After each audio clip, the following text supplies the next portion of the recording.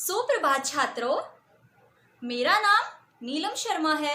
मैं आपकी संस्कृत की अध्यापिका हूँ। मैं आशा करती हूँ कि आप सभी अपने घरों में सुरक्षित होंगे। तो आपको जैसा कि आपको पता है कि आज हम अपने पाठ 7 का व्याख्यान करेंगे, यानी कि हम पाठ 7 को पढ़ेंगे आज। और हमारा पाठ 7 हमारा क्या है? पाठ 7 है हमारा आर्यभट्ट, यानी कि आज हम महान ज्योतिष आर्यभट्ट के बारे में पढ़ेंगे। लेकिन उससे पहले हम अपनी कक्षा की शुरुआत एक श्लोक के साथ करेंगे। ठीक है, आइए आप सभी मेरे साथ श्लोक बोलेंगे और जो मैं आपको श्लोक सिखाती हूँ आप उन्हें डेली याद करेंगे और बोलेंगे। ठीक है, चलिए सभी अपने हाथ जोड़ेंगे और अपनी आंखें बंद करेंगे। या देवी सर्वभूतेषु शक्तिरूपेण संस्थिता नमस्तस्यै नमस्तस्यै नमस्तस्यै नमो नमः। जो मैंने आपको आज श्लोक सुनाया है आप उस श्लोक को याद कर लेंगे और अपनी कॉपी में लिख लेंगे। ठीक है, तो चलिए अब हम चलते हैं अपनी कक्षा की ओर। आज की हमारी कक्षा क्या है? आज हमारी कक्षा है पाठ 7, यानी कि आज हम पढ़ेंगे पाठ 7 के बारे में। पाठ 7 का हमारा नाम क्या है? आर्यभट्ट, यानी कि आर्यभट्ट के बारे में आज हम पढ़ेंगे। ठीक है, तो आर्यभट्ट कौन थे? आर्यभट्ट एक महान ज्योतिषविद थे, यानी कि वो एक महान ज्योतिषकार थे और साथ ही साथ वो गणितज्ञ भी थे। क्या थे? वह एक ज्योतिषकार थे, यानी कि उन्हें ज्योतिष की विद्या का, ज्योतिष शास्त्र का उन्हें बहुत ही ज्यादा ज्ञान था। वो ज्योतिष शास्त्र में निपुण थे। ज्योतिष आप जानते हो क्या होती है ज्योतिष? ठीक है, तो जो हम आपके पाठ 7 को आपकी बुक की सहायता से पढ़ लेते हैं।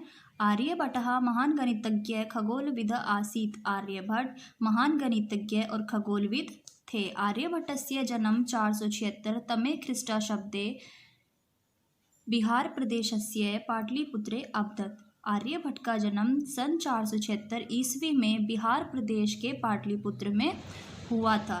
तदानीं पाटलिपुत्रस्य नाम कुसुमपुरम आसीत्। तब पाटलिपुत्र का नाम कुसुमपुर था। आर्यभट्टः विश्व प्रसिद्धस्य नालंदा विश्वविद्यालयस्य कुलपति आसीत्। आर्यभट्ट विश्व प्रसिद्ध नालंदा विश्वविद्यालय के कुलपति थे। आर्यभट्टस्य प्रमुखा कृत्यः आर्यभट्टीयम्। आर्यभट्ट की प्रमुख कृतियाँ आर्यभट्टीयम्, दशगीतिका, आर्यभट्ट सिद्धांतम, तंत्रम च सन्ति। ठीक है, यानी कि आर्यभट्ट की प्रमुख कृतियाँ कौन कौन सी थी? आर्यभट्टीयम, दशगीतिका और आर्यभट्ट सिद्धांत है। एतासु कृतिषु आर्यभट्टीयम प्रमुख अस्ति। इन सब में सबसे प्रमुख क्या है? आर्यभट्टीयम। ठीक है, इन सब कृतियों में सबसे प्रमुख कृतियाँ इनकी आर्यभट्टीयम। आर्यभट्टीय नामके ग्रंथे ज्योतिष विषयः वर्गमूलं घनमूलं समानत श्रेणिः तथा विभिन्न प्रकाराणां समीकरणां वर्णनम् अस्ति। आर्यभट्टीय नामक ग्रंथ में ज्योतिष विषय, वर्गमूल, घनमूल, समानता श्रेणी तथा विभिन्न प्रकार के समीकरणों का वर्णन किया गया है। आगे है आर्यभट्टीयस्य गणित भागे अंकगणितः, बीजगणितम्, त्रिकोणमितिः च सन्ति। आर्यभट्टीयम के गणित खंड में अंकगणित, बीजगणित और त्रिकोणमिति है। अस्मिन् एतत् भिन्नं द्विघात समीकरणं घात श्रृंखलाय योगः ज्यानाम एका तालिका च सन्ति। इसमें भिन्न द्विघात समीकरण घात श्रृंखला का योग ज्यानाम एका तालिका और स्याइन की तालिका भी है। फिर से देखेंगे, इसमें विभिन्न द्विघात समीकरण, घात श्रृंगाल योग और साइन की तालिका भी है। आर्यभट्टः पाई इत्यस्य प्रमाणिकं मानं 3.1416 इति निरूपितवान्। आर्यभट्ट ने ही पाई के प्रमाणिक मान यानी कि आर्यभट्ट ने पाई के प्रमाणिक मान इस मान को निरूपित किया था। एतत् मानम् आर्किमिडीस् महोदयस्य अपेक्षया अधिकं प्रमाणिकम् अस्ति। यह मान, कौन सा मान? आर्यभट्ट का पाइन का मान आर्किमिडीज के द्वारा आर्किमिडीज के द्वारा से ज़्यादा अधिक प्रमाणिक माना गया है। आर्यभट्टः इसमें बताया गया है कि इस मान को आर्किमिडीज ने जो मान दिया था उससे ज़्यादा अधिक प्रमाणिक माना गया है। किसको? जो आर्यभट्ट ने दिया है उससे ज़्यादा प्रमाणिकता दी गई है। इदिम इथितम अवर्ण्यते, इसमें बताया गया है, इसमें आर्यभट्ट ने बताया है कि चतुराधिकम शतमष्टगुणम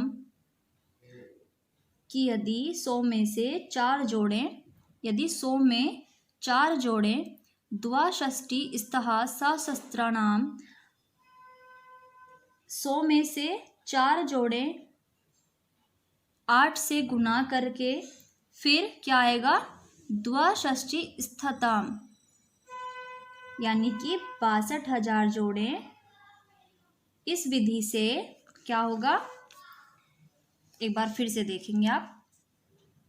उन्होंने अपने इसमें पाई में इस मान में बताया है कि 100 में से 4 जोड़ें और 8 से गुना करके फिर 62,000 जोड़ें, यानी कि 62,000 जोड़ें।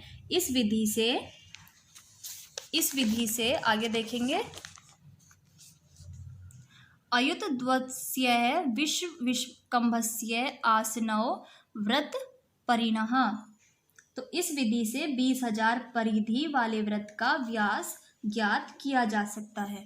आपको यहाँ पर एक एग्जाम्पल दिया गया है कि यदि 100 को 4 से जोड़ें, 8 से गुना करें और फिर उसमें गुना करके फिर 62,000 जोड़ें, और इस विधि में परिधि 20,000 वाले परिधि को यदि हम फिर करेंगे, ये परिधि करेंगे, तो इसमें क्या होगा? व्रत का व्यास ज्ञात हो जाएगा।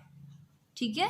आर्यभट्टः त्रिभुजस्य क्षेत्रफलं वर्णयन् अकथयत्, आर्यभट्ट ने त्रिभुज के क्षेत्रफल का वर्णन करते हुए कहा है, त्रिभुजस्य फल शरीरम, कि त्रिभुज के भुजाओं का योग, त्रिभुजस्य फल शरीरम समदल कोटि भुजांग्र संवर्गः, इसमें इन्होंने कहा है कि त्रिभुज की भुजाओं का योग उसके परिणाम के बराबर होता है, कि त्रिभुज के भुजाओं का योग उसके परिणाम के बराबर होता है। अर्थात कस्यापि त्रिभुजस्य क्षेत्रफलं लंबेन सा भुजाया अर्धस्य गुणनफलस्य परिणामस्य भवति इति। उन्होंने कहा है कि यदि त्रिभुज के भुजाओं का योग उसके कि जो त्रिभुज है उसकी भुजाओं का योग उसके परिणाम के बराबर होता है। आर्यभट्टः एव एतदपि निरूपितवान् यत् पृथ्वी स्वाक्षे एव भ्रमति,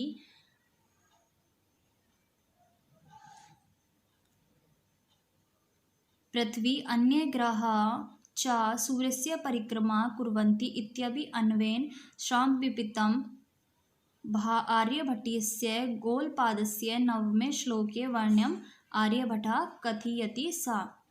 जो ये है पृथ्वी अपने अक्ष पर घूमती है, इसका निरूपित भी किसने किया था? आर्यभट्ट ने। ठीक है, उन्होंने बताया था कि पृथ्वी अपने अक्ष पर घूमती है। इस सिद्धांत का प्रतिपादन भी आर्यभट्ट ने ही किया था। आगे है, पृथ्वी अन्य ग्रह चे सूर्यस्य परिक्रमा कुर्वन्ति, पृथ्वी तथा अन्य ग्रह सूर्य की परिक्रमा करते हैं। इत्यपि अन्वेन श्रापितम, यह भी आर्यभट्ट ने ही बताया। आर्यभट्टीयस्य गोलपादस्य नवमे श्लोके वर्ण्यम, आर्यभट्टीयम के गोलपाद के 9वें श्लोक में इसका वर्णन करते हुए आर्यभट्ट ने कहा है, अनुलोम गति नोस्यः पश्यच्चलं विलोममंगम यद्वत् अचलानि भानि तद्वत् संपश्चिष्ट मगानि लंकायाम, कि जिस प्रकार नाव में चलने वाले लोगों को यह लगता है कि पहाड़, उसमें बताया कि जिस प्रकार नाव में चलने वाले लोगों को यह लगता है कि पहाड़, वृक्ष या पत्थर आदि उनकी विपरीत दिशा में चल रहे हैं, ठीक उसी प्रकार हमारी धरती भी नक्षत्रों से विपरीत चलती, यानी कि जैसे नाव में बैठे इंसान को लगता है कि जो पहाड़, वृक्ष या पत्थर हैं वो उसके विपरीत दिशा में चल रहे हैं, अपोजिट साइड चल रहे हैं, ठीक उसी तरह हमारी धरती भी जो नक्षत्र होते हैं उनकी विपरीत दिशा में चलती है। आगे है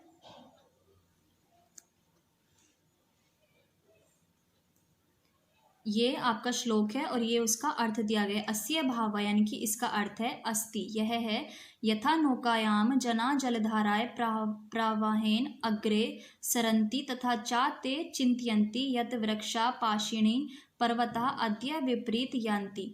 इसका यह भाव है कि यदि नाव में बैठे लोगों को यह लगता है कि पहाड़,